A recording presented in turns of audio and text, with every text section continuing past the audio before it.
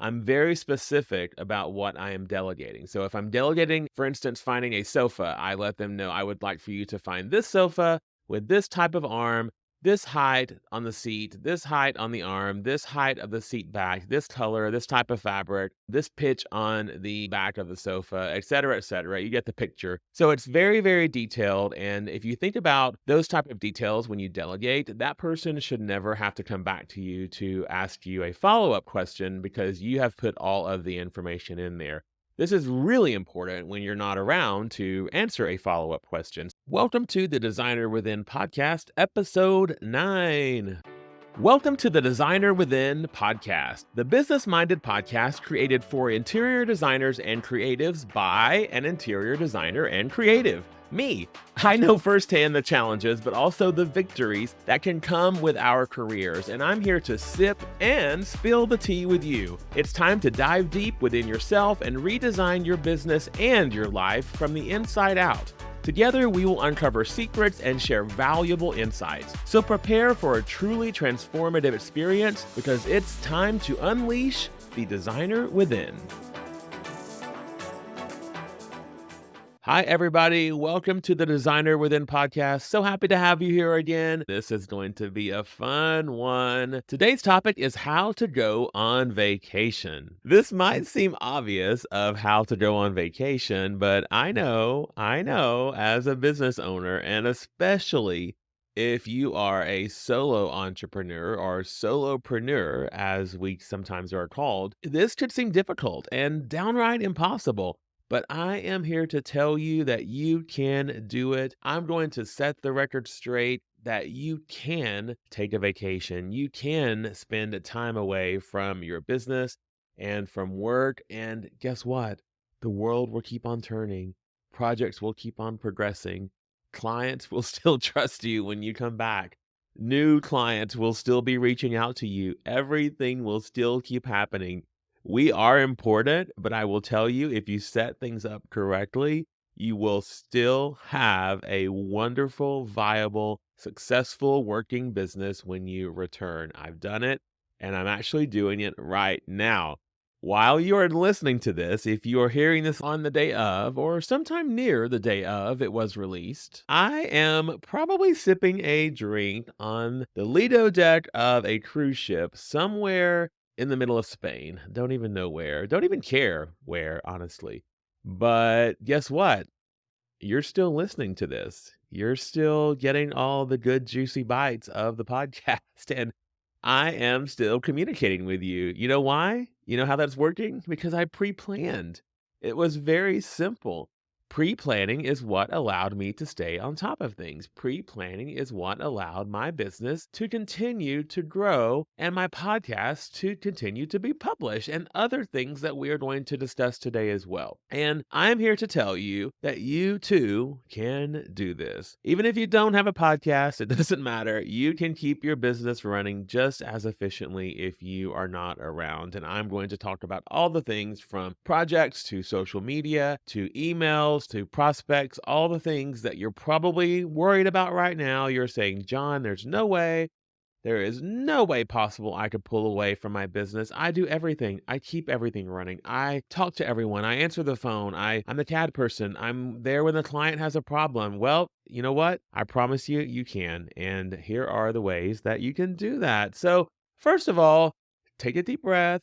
This might be a little outside of your comfort zone. If you're not accustomed to some of these things, it might take a little bit of learning. And with every learning curve, it's going to take some time to adjust to that. So that's why I'm going to tell you to start working on this with as much pre-planning as you can. Start working on your time away as far in advance as you can. I love as much of a notice as possible when I am planning time away. I require my team members to at least give me 2 months notice if possible when they have a trip that is more than 2 weeks away from the office. And if you are the solo operational person for your office, you too should keep that same mantra going. So you should truly try to plan any large trips, any large time away from your business as much as possible in advance. I would suggest 3 months, 4 months, even if you could do 6 months, that would be wonderful. But chances are your projects will be in different stages at that time, so it really won't matter. I do find that that 2-month time frame, 2 to 3 months, is that sweet spot of notifying everyone that, hey, there's a big trip coming up. I will be out of the office. I'm going to be in Europe or wherever you're going to be. That's fabulous. Even if you're in your own backyard, who cares? You're going to be away from the office. But the point is, you're going to be inaccessible probably, and you are going to let them know this 2 to 3 months ahead of time. The very first thing I will say is this: if you've heard me at all, you know that I love systems and processes and or processes, and I have set my company up in a way that it really runs like a franchise model. I set it up to operate with or without me, sometimes better without me,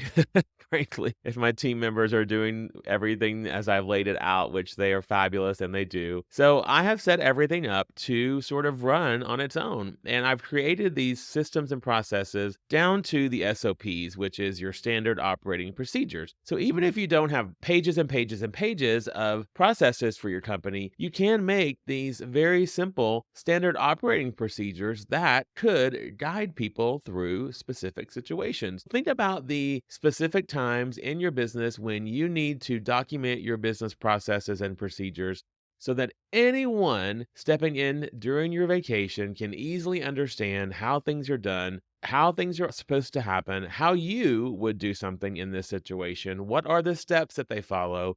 And by the way, this SOP, this standard operating procedure, it's literally that. It is steps. It is steps one through ever how many you will have, and it leads that person reading that document all the way through to the end, and it gets that task accomplished. And the point of this, again, is that anybody who is stepping in during your absence can pick up that paper and complete that task. So write it as if you're speaking to someone who knows zero about your company and even zero about the industry that we are in. So it should be very easy to understand layman's terms, and don't assume anything when you are writing your standard operating procedures. And this will just make it easier for someone else to manage your business temporarily, whether it is a team member, whether it is a temporary employee that you have decided to bring in, or a family member, or anyone. This will allow them to read that document and continue to run your company. Now, you might not need this.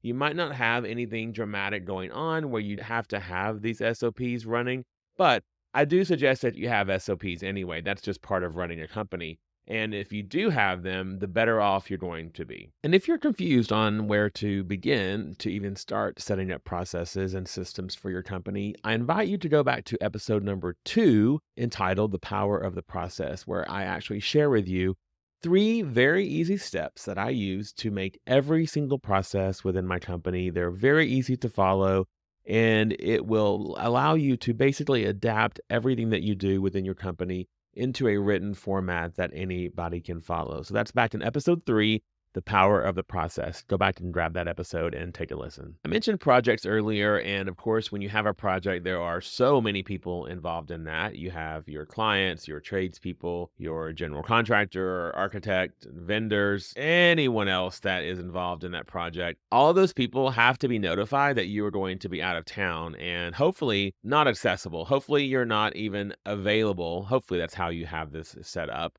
But we'll talk about that in a moment. We're going to talk about accessibility and if you do want to be accessible. The point is, for all of the projects, for all of the people that you are currently interacting with and will be interacting with during your absence, you have to now start alerting those people that you will be out of the office. And again, as I said, preferably 2 to 3 months ahead of time, you will start letting them know that I will be out of the office for 2 weeks in January and you will not be able to reach me. So let's figure everything out that you need to have done by then so that we can have things continue to run smoothly. So you've let them know 2 to 3 months ahead of time. Now you want to, of course, follow up with them again as the months progress. You continue to remind them that you're going to be out of town, out of the office, and then the final notification will be 1 week before you are out of the office. You're going to let them know one more time, I'm out of the office next week. Just wanted to double check, triple check, quadruple check with you that there is nothing else that you need from me because I will not be available to send you things as I won't be here. And I want to make sure that you have everything that you need. For clients, let them know that all their questions are answered. Let them know that this is a trip with your family. Let them know whatever your comfort zone is with letting your clients know your personal life. But at the very least, remind them about a week before you head out of town that you won't be available for those dates, but you will be checking back with them. Of course, the important part about this is everyone's going to want to know when you return. It's going to be very important to keep reiterating that return date and not your return date of the trip. I always refer to the return date in the office. So my return date in the office is going to be the 28th. That is when I will start to return all emails and phone calls. Delegation. If you do have a team or another team member, delegation is critical. You will start to learn how to delegate your task to them. I call it diligent delegating. And for me, diligent delegating means that not only do I ask someone to do something, but I explain it in a way that is very detailed, much like the SOPs. I'm very specific about what I am delegating. So if I'm delegating, for instance, finding a sofa, I let them know I would like for you to find this sofa with this type of arm, this height on the seat, this height on the arm, this height of the seat back, this color, this type of fabric, this pitch on the back of the sofa, et cetera, et cetera. You get the picture. So it's very, very detailed. And if you think about those type of details when you delegate, that person should never have to come back to you to ask you a follow-up question because you have put all of the information in there. This is really important when you're not around to answer a follow-up question. And we like to use a software called Asana to do that. You can use whatever you like. If your project management software has something inside of it, you can use that software program to delegate something and put a task in there for that. I know that MyDoma has something very similar, as does House Pro. You can use their system to actually delegate something to someone and assign a task to other people. And when you do assign those tasks, once again, be very specific about what you are assigning and very specific about what your final goal is with that assignment. Now, you might be saying, John, I do not have another team member. I do not have anyone else to reach out to. So here is a solution for you there. You could consider hiring a freelancer or a VA, a virtual assistant, or even part-time help to handle these essential tasks that you might need to have done during your absence. Things like customer service or admin work or anything that you feel has to be done. Or if there is a local college nearby, perhaps there is a program where someone could come in to continue to work on projects that you need them to work on, and they could be referred to you by a former professor that you had. Think outside the box. If you do need someone, if you really, really need someone to come in, I don't think that you do, but if you really need someone to come in, then you could look at these outside sources for freelance work or virtual assistant or part-time help. And there's plenty of them out there if you just do a simple Google search. Now, back to the projects. I want you to think about this too. I want you to set your main project schedule. So this is the schedule, the overarching schedule of when everything is happening. Think about new construction, think about renovation, or even think about any sort of deliveries that are going to be happening. You need to set your main schedule so that there is no major work done while you are away. And I mean that. If there are walls that are to be removed, or if there are, plumbing stacks that are having to be changed, or possible electrical changes that could require you to be on site, you want to make sure that none of this is happening while you are gone, if you are the person making the decision on those tasks. Now, if you have a team member who can do that, wonderful. But if you are the person who is the only person who can make those decisions, you do not need to have any walls coming down, any major presentations to be happening, any big decisions to be made while you are away. You want boring, boring, boring while you are gone. You want the most mundane things to be happening. And as I said before, 1 week before you leave town, check in with your GC, check in with the tradespeople, make sure that the schedule has not changed with what the plan was, and let them know one more time that you are leaving town and the schedule should remain the same because you do not want to be bothered with any big changes or any big questions that need an immediate answer because you won't be available for an immediate answer. Another thing I wanted to remind you is technology is your friend. I love technology even when I'm not out of town, but especially when I'm out of town, technology is truly my friend and it can be yours too. As I said, I'm not even in town right now. I am in Europe and you are listening to this podcast. And I love that. I love that the wheels keep turning, everything keeps spinning. and everything is continuing as I want it to be. That's because I'm using technology to pre-plan and to pre-record and to get everything scheduled ahead of time. And I've done that even for not only my podcast, but for my social media posts. So you're going to see social media posts about this podcast and about other things within my company on my Instagram feed. And you're going to see newsletter about my podcast pop into your inbox if you are a subscriber to my newsletter. And that reminds you that the new podcast is out. Newsletters to my potential design clients who are on my other newsletter list for my design related business. Those are going to continue to roll out. Our blog posts are scheduled. So using technology to pre-plan all of our social media, all of our communication, all of our newsletters is critical to continuing those to keep rolling along as they normally would. I like to use them on a daily basis anyway, because it just sort of frees your mind as you're working. But more importantly, to use them when I am out of town. Oh, and by the way, Instagram, if you haven't used it, they have a pre-planning, a pre-scheduling system set up now inside of Instagram that can allow you to schedule ahead of time on your own without having any sort of outside software involved in that. Next, set up your office phone to reflect that your office is closed. Sounds simple, but I just wanted to remind you to put the dates into the office voicemail of when you are leaving the office and the date when the office will be open. Again, you also want to alert any deliveries that could be happening to your office that you will not be there. And I also love to put a simple sign on the door that says, "We are out of the office for these dates. Please hold all deliveries." Next, on the vein of technology, it's important to set up your website to still take appointments for your discovery calls and for your consultations.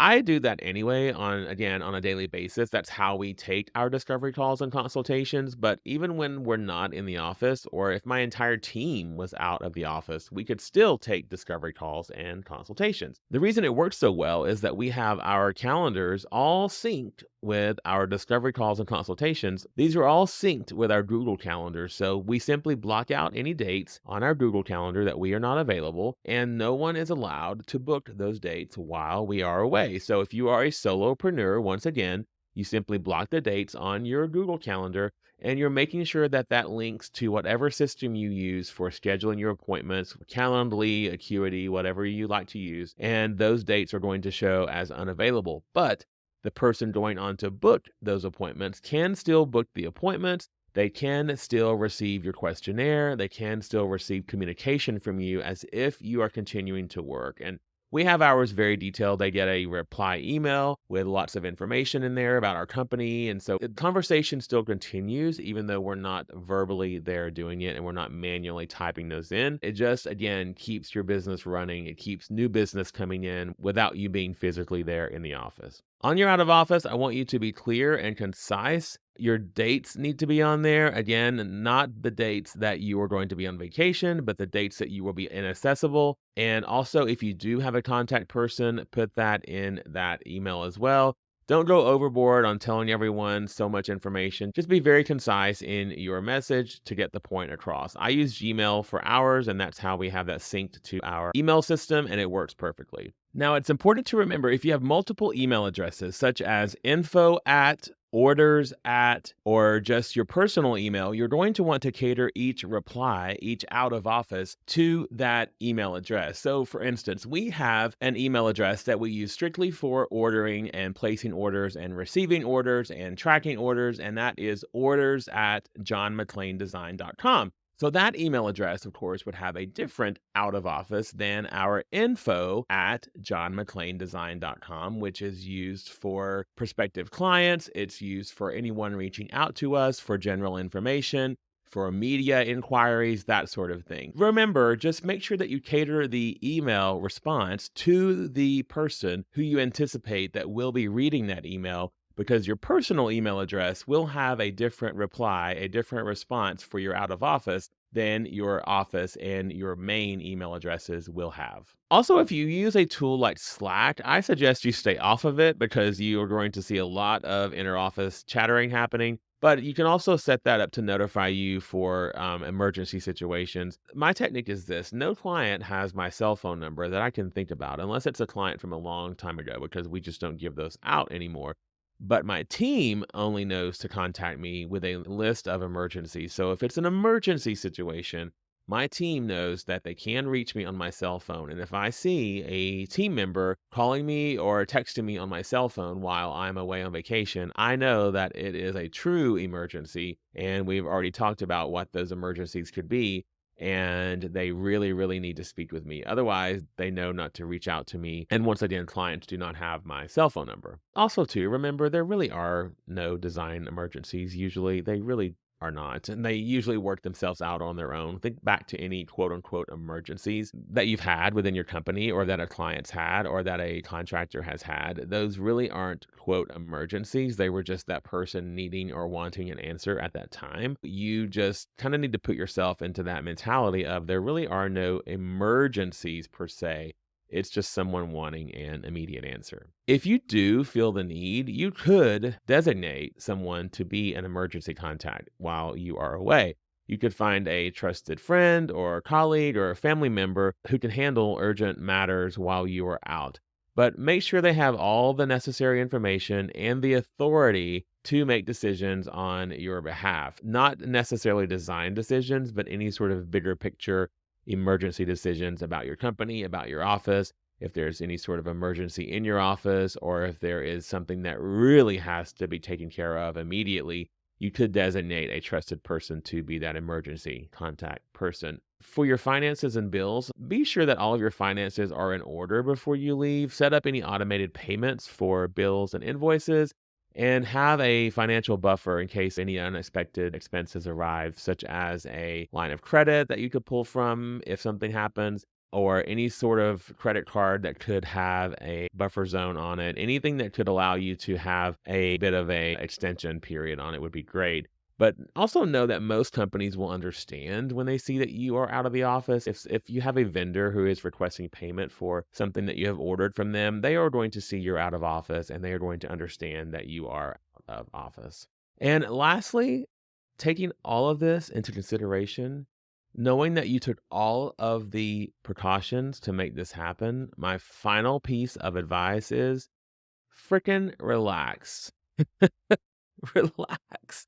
Enjoy yourself. You have earned this. You have taken all of the precautions.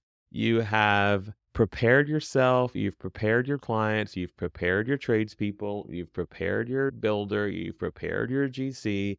You've prepared your team members. You have done everything necessary, and you need a vacation. This is so important. It will allow you to continue to dream, as we've talked about. It will allow you to think bigger. It will allow you to see things from that 30,000-foot view. Your mind will be open and expanded because you are not in the thick of things. You're not in the weeds working daily in the office and with client projects. You are allowing yourself to think freely, and those are when the biggest ideas truly come your way. But taking a vacation is just so important for your well-being, and it can actually benefit your business, as I said, in the long run. By just implementing these simple strategies, they're not that complicated. I kept them very simple. And if you go back and listen, write them down, bring them into your company, it can truly set yourself up to enjoy your time away without constant worrying about your company, about your clients, and most importantly, you won't be spending your vacation with that other not so nice sidekick, burnout, the one that we do not want to go on vacation with. So burnout will be avoided by allowing yourself to take some time away. So I implore you, do not feel guilty. Do not feel that it's impossible.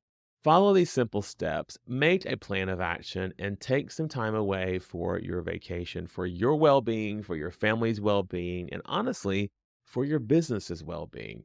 Now, if you don't mind, I'm going to head back over to the bar and get a little refill on this cocktail. I'm a little parched.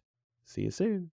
You have been listening to the Designer Within podcast. If you enjoyed this and other episodes, please subscribe to the podcast and give us a rating. We really appreciate it. For more information on how to transform your business, your life, and your home from the inside out, visit johnmcclain.co. That's John McClain, MCCLAIN.co.